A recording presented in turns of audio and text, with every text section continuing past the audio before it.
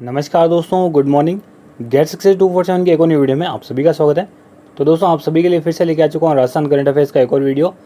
आज है 29 जून, तो 29 जून की मोस्ट इंपॉर्टेंट करंट अफेयर्स यहाँ पे देखने वाले हैं। वीडियो को पूरा देखिएगा। वीडियो अच्छा लगे तो लाइक, कमेंट और शेयर जरूर करना। उससे पहले जो लास्ट वीडियो मैंने आपसे क्वेश्चन पूछा था, उसका जवाब आपको यहाँ पे दे देता हूँ कि राजस्थान की पहली सीमेंट फैक्ट्री कहाँ स्थापित हुई थी। तो दोस्तों, सही जवाब दिया था, सभी दोस्तों ने सही जवाब दिया था। यहाँ पे स्थापित हुई थी बूंदी में, लाखेरी के अंदर, है ना। बूंदी का मैंने आपको ये भी पूछा था कि जगह भी बताना, तो आप सभी ने जगह भी बताई थी। लाखेरी बूंदी में हुई थी इसकी स्थापना। अब आज के लिए आपका क्वेश्चन, जिसका जवाब आपको देना है कमेंट बॉक्स में, कि राजस्थान में आपकी बेटी योजना के तहत कक्षा 1 से 12 तक की बालिकाओं को दी जाने वाली आर्थिक सहायता राशि में कितनी बढ़ोतरी की गई है। ये मैंने क्वेश्चन आपको करवा दिए हैं, तो आपको ज़रूर पता होना चाहिए। कमेंट बॉक्स में जवाब दे दीजिए फटाफट से इसका। चलिए, आज के करंट अफेयर्स के क्वेश्चन के साथ यहाँ पे स्टार्ट करना है। पहला क्वेश्चन कि राजस्थान की किस महिला तैराक के जीवन पर आधारित बॉलीवुड बायोपिक फिल्म बनाई जाएगी। तो उनका नाम क्या है? भक्ति शर्मा। ए ऑप्शन आपका यहाँ पे करेक्ट हो जाएगा। भक्ति शर्मा जो बेसिकली उदयपुर की रहने वाली है, और इन्हें उदयपुर की जलपरी कहा जाता है। ठीक है, ये आपको याद रखना है। अगर आपसे पूछे कहाँ की रहने वाली है, तो उदयपुर की रहने वाली है। तो बेसिकली एक ओपन वाटर स्विमर है, और ये देश की पहली अंतर्राष्ट्रीय तैराक होगी जिनके जीवन पर आधारित कोई फिल्म बनेगी, यानी कि बायोपिक बनने जा रही है। और इस बायोपिक का जो काम है वह शुरू होगा कब से? 2021 से। ठीक है, 2021 से इसका काम शुरू होने वाला है। कौन बनाने वाला है इसे? टी सीरीज़, आप सभी ने नाम सुना है। टी सीरीज़ के जो भूषण कुमार हैं, वो इस फिल्म को प्रोड्यूस करेंगे। और जो बेसिकली इसकी कहानी है वो भवानी अय्यर द्वारा लिखी जा रही है। ठीक है, और इनकी अगर बात करें भक्ति शर्मा की, तो ये अभी तक 5 महासागरों में तैरने का रिकॉर्ड बना चुकी है। इनके नाम ये रिकॉर्ड भी है। और इनका नाम फोर्ब्स इंडिया की विमेन पावर ट्रेल ब्लेजर 2019 में टॉप 22 महिलाओं में शामिल किया गया था। तो ये इनकी उपलब्धियां हैं कुछ, जो मैंने आपको बताई है। इसके अलावा बात करें नीलिमा सिंह की, तो देखिए नीलिमा सिंह बेसिकली कोटा विश्वविद्यालय की प्रथम महिला कुलपति बनी है हाल ही के अंदर। मैंने आपको बताया भी था। देखिए, जो सभी ऑप्शन है मैं आपको बता देता हूँ, सभी इंपॉर्टेंट है। नंदिनी सिंह की यहाँ पे बात करें तो हाउस ऑफ बटरफ्लाइज एक पुस्तक ये उसकी लेखिका है, जिसका विमोचन सीएम अशोक गहलोत ने किया था। पुस्तक का नाम याद रखना, हाउस ऑफ बटरफ्लाइज। ये क्वेश्चन भी मैंने आपको करवा रखा है। बात करें वंदना परनामी की, तो राजस्थान में फिक्की लेडीज़ ऑर्गेनाइजेशन की नई चेयरपर्सन बनी है हाल ही में। ये बेसिकली प्रसिद्ध एंटरप्रेन्योर है। ये मैंने आपको क्वेश्चन करवा रखा था। तो सभी ऑप्शंस इंपॉर्टेंट है आपके लिए, इसके लिए बता दिया। दूसरा क्वेश्चन कि भारत का कौन सा राज्य कोरोना वायरस से रिकवरी रेट के मामले में पहले स्थान पर है पूरे देश के अंदर। तो कौन सा है? राजस्थान। तो जो इसकी रिकवरी रेट है राजस्थान की, वो लगभग 80% के आसपास है, जो सबसे हाईएस्ट है ऑल ओवर इंडिया की। अगर बात करें, दूसरे स्थान पर गुजरात है, जिसकी रिकवरी रेट कोरोना पेशेंट की कितनी है? 72.83, यानी कि काफ़ी डिफरेंस आप देख सकते हो। और राजस्थान की जो मृत्यु दर है वो है 2%। हाल फिलहाल के रिकॉर्ड के हिसाब से ये चल रही है। और भारत की कुल रिकवरी रेट कितनी है दोस्तों? अगर पूरे भारत की बात करें, ऑन एन एवरेज हर राज्य को मिला के एक एवरेज निकलता है, वो पूरे भारत की निकली है। वो कितनी है? 58.25%। ये रिकवरी रेट है पूरे भारत की। तो उस हिसाब से राजस्थान की बहुत आगे है, ये बस आपको याद रखना है। अगला क्वेश्चन कि राजस्थान का पहला सोलर सिस्टम प्रशिक्षण केंद्र किस जिले में स्थापित किया जाएगा। तो दोस्तों, ये स्थापित किया जाएगा बीकानेर में। डी ऑप्शन आपका यहाँ पे करेक्ट हो जाएगा।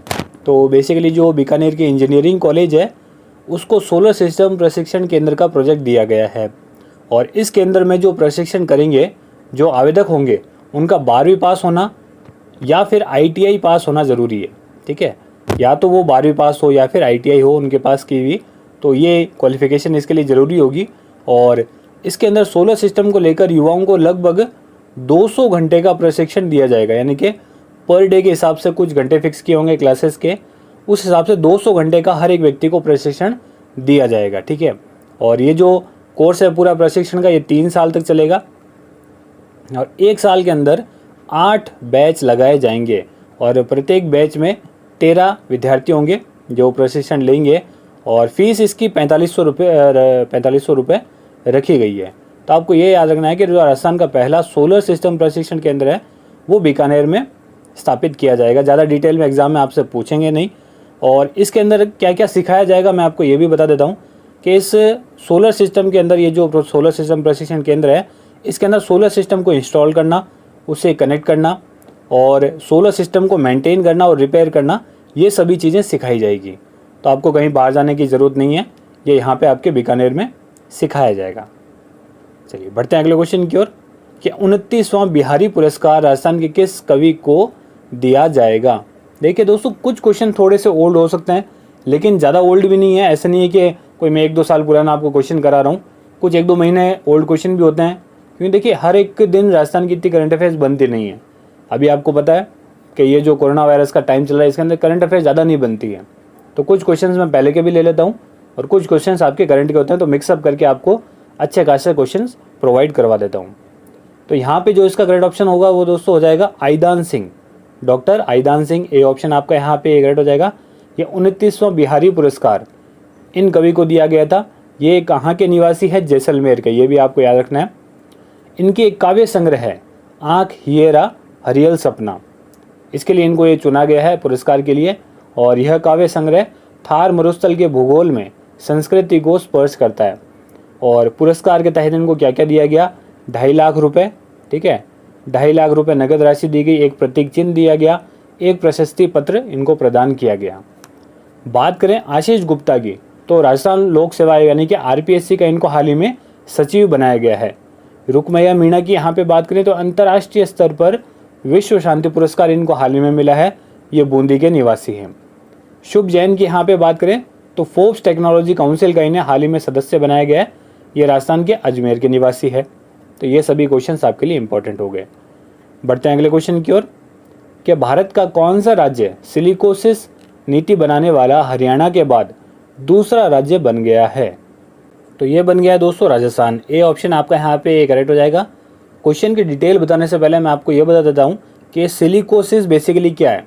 ये कुछ समय पहले लागू कर दिया गया था राजस्थान के अंदर, सबसे पहले इसको हरियाणा में लागू किया गया था सिलिकोसिस नीति, यानी कि सिलिकोसिस जो ये नीति है, पॉलिसी है, इसको लागू किया गया था। अब बात करते हैं सिलिकोसिस की। तो देखिए ये एक बीमारी है जो खान यानी कि माइंस में काम करते हैं जो मजदूर, उनके अंदर बेसिकली ये बीमारी पाई जाती है।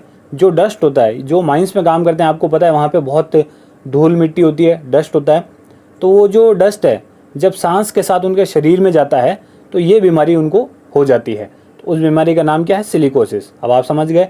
अब यहाँ पे बात करते हैं इसके डिटेल की, क्वेश्चन की डिटेल की। तो राजस्थान में लगभग 11,000 से ज़्यादा मजदूर सिलिकोसिस से पीड़ित है। तो देखिए ये आंकड़ा कितना बड़ा है। तो राजस्थान में ये जो सिलिकोसिस पॉलिसी है, नीति है, इसको जारी कर दिया गया है। हरियाणा के बाद ये दूसरा राज्य बन गया। अगर आपसे पहले पूछे कि पहला राज्य कौन सा है, तो पहला हरियाणा है। दूसरा राज्य जिसने इसको लागू किया है वो है राजस्थान, ठीक है। और इस नीति के तहत सिलिकोसिस जो पीड़ित व्यक्ति होगा उसको 3 लाख रुपए देने का प्रावधान है, यानी कि वापस उसको रिकवरी करने के लिए, यानी कि वापस उसको सही होने के लिए इतना रुपया दिया जाता है। और अगर पीड़ित की मौत हो जाती है तो जो भी उसका उत्तराधिकारी होता है उसको 2 लाख रुपए की सहायता दी जाती है। तो बेसिकली मैंने आपको बता ही दिया, अक्सर जो भी माइंस में काम करते हैं, मजदूर, उनको ये बीमारी हो जाती है सिलिकोसिस। तो ये डिटेल आप समझ गए। बढ़ते हैं अगले क्वेश्चन की ओर। हाल ही में राजस्थान में राज्य स्तरीय सांख्यिकी दिवस कब मनाया जाएगा? तो देखिए एक तो होता है वर्ल्ड विश्व सांख्यिकी दिवस और ये है राज्य स्तरीय, तो दोनों में डिफरेंस है, दोनों अलग अलग दिन मनाया जाता है, तो दोनों को मिक्स मत कर देना, ठीक है। तो दोस्तों ये मनाया जाएगा 29 जून को, यानी कि आज ये मनाया जाएगा 29 जून को। डी ऑप्शन आपका यहाँ पे करेक्ट हो जाएगा।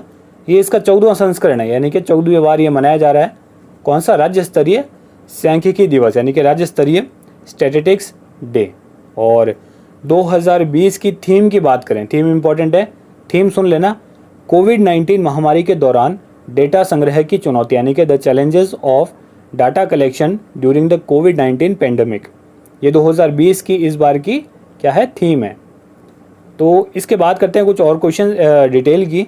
तो इसमें राज्य से ब्लॉक स्तर के सांख्यिकी कार्मिक, विषय विशेषज्ञ, वरिष्ठ अधिकारी सहभागिता करेंगे। और इस बार प्रोफेसर पीसी महालनोबिस के जन्म दिवस पर 14वां सांख्यिकी दिवस का राज्य स्तरीय समारोह को वीडियो कॉन्फ्रेंस के माध्यम से आयोजित किया जाएगा। कार्यक्रम के दौरान सांख्यिकी क्षेत्र में जो उल्लेखनीय योगदान देने वाले क्रमिक होते हैं उनको राज्य स्तरीय प्रोफेसर पीसी महालनोबिस अवार्ड 2019-20 प्रदान किया जाएगा।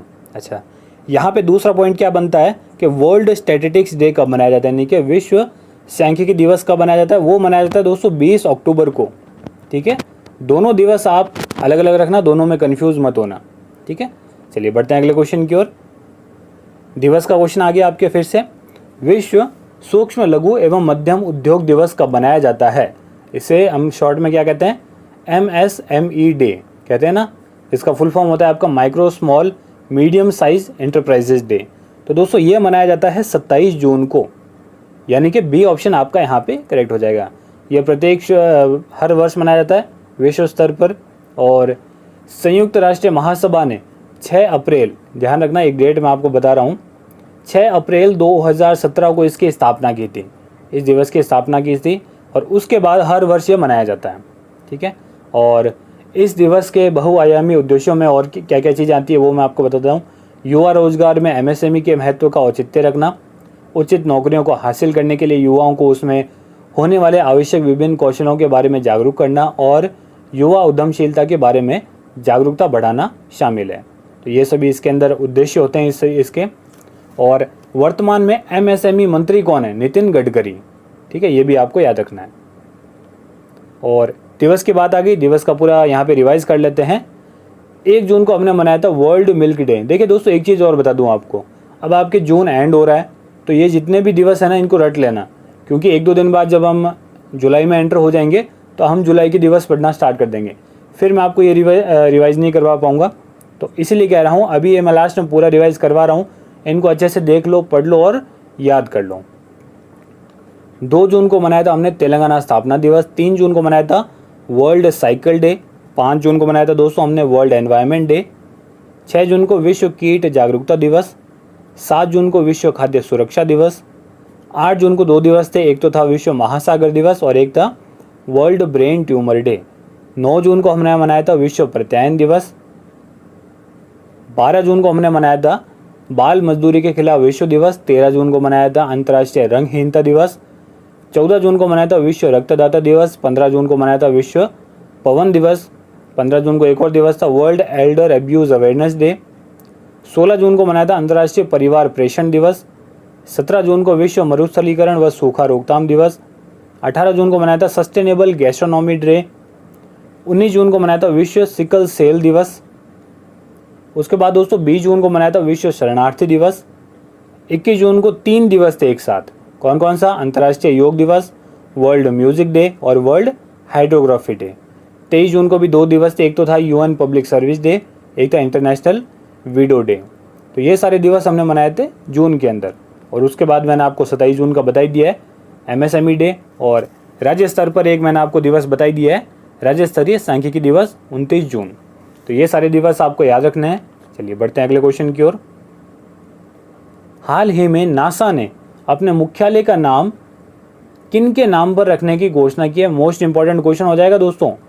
वर्ल्ड करंट अफेयर्स की अगर यहाँ पे बात करें तो ये मोस्ट करंट अफेयर्स बन जाता है, मोस्ट इंपॉर्टेंट करंट अफेयर्स बनेगा। और दोस्तों अगर आपको इस वीडियो की PDF चाहिए तो आप हमारे टेलीग्राम चैनल को ज्वाइन कर लीजिए, उसका लिंक वीडियो के नीचे डिस्क्रिप्शन में दे रखा है, वहाँ जाके उसे फॉलो कर लिए। वहाँ आपको सभी PDF मिल जाएगी, पहले की भी, पहले जितने भी वीडियोज़ हैं उनकी PDF अपलोड कर रखी है, और इस वीडियो की भी आपको PDF वहाँ पे मिल जाएगी। साथ साथ इंस्टाग्राम, फेसबुक और हमारी व्हाट्सएप कॉन्टैक्ट डिटेल आपको वीडियो के नीचे डिस्क्रिप्शन में मिल जाएगी, उनको भी वहाँ जाके फॉलो कर लीजिए। तो यहाँ पे अगर बात करें इस क्वेश्चन की तो करेक्ट ऑप्शन हो जाएगा दोस्तों मैरी W जैक्सन।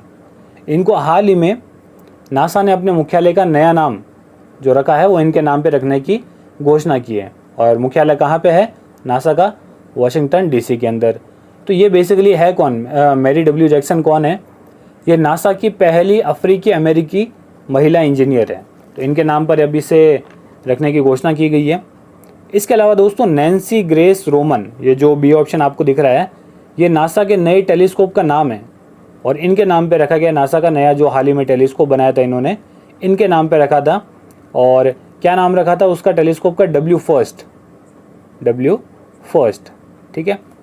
उसके अलावा कैथी सुलेवान, ये पृथ्वी के सबसे गहरे हिस्से तक पहुंचने वाली पहली महिला बन गई है। कैथी लाइडर्स की अगर बात करें तो नासा के जो मानव अंतरिक्ष उड़ान मिशन है उसकी पहली महिला प्रमुख बनी हैं। तो सभी इंपॉर्टेंट है, सभी कुछ ना कुछ जगह में अपने फर्स्ट आई है। बात करें अगर नासा की यहाँ पे, तो फुल फॉर्म क्या होता है दोस्तों इसका, national aeronautics and space administration. स्थापना कब हुई थी इसके, 1958 में। हेडक्वार्टर इसका कहाँ है दोस्तों, वाशिंगटन डीसी। और इसका मोटो क्या है basically, for the benefits of all.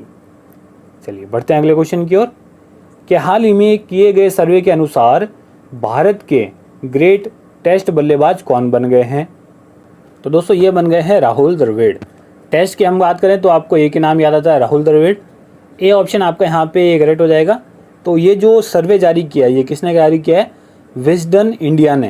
Wisden India ने ये सर्वे जारी किया है और इस सर्वे में उन्होंने अब तक का सबसे महान भारतीय टेस्ट बल्लेबाज यानी कि बैट्समैन राहुल द्रविड़ को माना है। राहुल द्रविड़ की अगर मैं कुछ और इम्पोर्टेंट आपको करंट अफेयर्स बताऊं तो 2019 के अंदर नेशनल क्रिकेट अकेडमी का इन्हें हेड बनाया गया था बीसीसीआई ने, ठीक है। और आईसीसी हॉल ऑफ फेम में शामिल होने वाले 5वें भारतीय बन गए थे। आईसीसी हॉल ऑफ फेम में इससे पहले 4 भारतीय शामिल हो चुके थे, 5 ये थे। छठे कौन थे दोस्तों, सचिन तेंदुलकर। तो ये इनके संबंधित कुछ करंट अफेयर्स और मैंने आपको बता दिए, तो सभी आपको याद रखनी है। तो दोस्तों आज के वीडियो में मैंने आपको पूरे 9 इंपॉर्टेंट करंट अफेयर्स करवा दिए हैं, जो कि सभी इंपॉर्टेंट थे। एग्जाम पॉइंट ऑफ व्यू से सारे की क्वेश्चन इंपॉर्टेंट है। आपको ये वीडियो कैसा लगा? अगर वीडियो आपको पसंद आया तो वीडियो को लाइक ज़रूर करें, कमेंट करें और अपने दोस्तों में से शेयर ज़रूर करें। और अभी तक चैनल को सब्सक्राइब नहीं किया तो कर लीजिए, साथ ही साथ बेल आइकन को भी प्रेस कर लीजिए ताकि जैसे मैं वीडियो अपलोड करूँ आपके पास तुरंत नोटिफिकेशन आ जाए। तो दोस्तों धन्यवाद, मिलते हैं एक वीडियो में।